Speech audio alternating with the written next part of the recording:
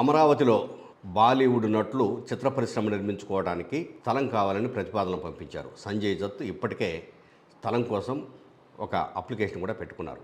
అయితే మీ మీకు సంబంధించినటువంటి ఇన్కమ్ ట్యాక్స్ రిటర్న్సు, లావాదేవీలు మొత్తం ఆడిట్ మాకు సమర్పిస్తే మీ ఆర్థిక స్థితిగతులను బట్టి మేము భూముల కేటాయింపు చూస్తామని చెప్పేసి మంత్రి నారాయణ వెల్లడించారు.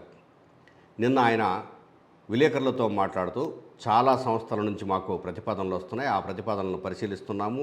డబ్బున్న వాళ్ళు, తప్పనిసరిగా పెట్టుబడి పెట్టి ఇక్కడ నిలబడగలిగిన వాళ్ళు, సంస్థను ఒకవేళ మేము స్థాపిస్తామని చెప్పేసి పారిపోయే వాళ్ళు కాకుండా సంస్థను పెట్టి డబ్బు సంపాదించి దీని అభివృద్ధికి పాటుపడే వాళ్ళను మేము గుర్తించి వాళ్లకు స్థలాలు ఇస్తున్నాం అంటున్నారు. అంతవరకు బాగానే ఉంది, మనం కాదనేది లేదు. కానీ అసలు బాలీవుడ్ వాళ్ళు ఇక్కడికి వచ్చి ఎందుకు చిత్ర పరిశ్రమకు స్థలాలు కొందామనుకుంటున్నారు? ఇక్కడ అంటే ముంబై ఆ పరిసర ప్రాంతాల్లో లేనటువంటి కొత్త అంశాలు ఇక్కడ ఏమున్నాయి? ఇవి ఉన్నది ఒకటి కృష్ణానది, లేకపోతే కొంచెం అడవులు, కొండలు, పరిసర ప్రాంతాలు.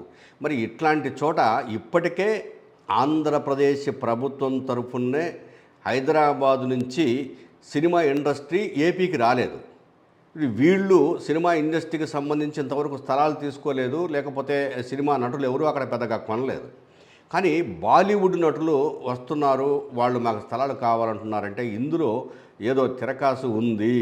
నిజంగా కృష్ణానది చుట్టుపక్కలనే సినిమాలు తీసి ప్రపంచం మొత్తానికి బాలీవుడ్ నటులు చూపించగలరా? అందుకోసమే వాళ్ళు స్థలాలు అడుగుతున్నారా?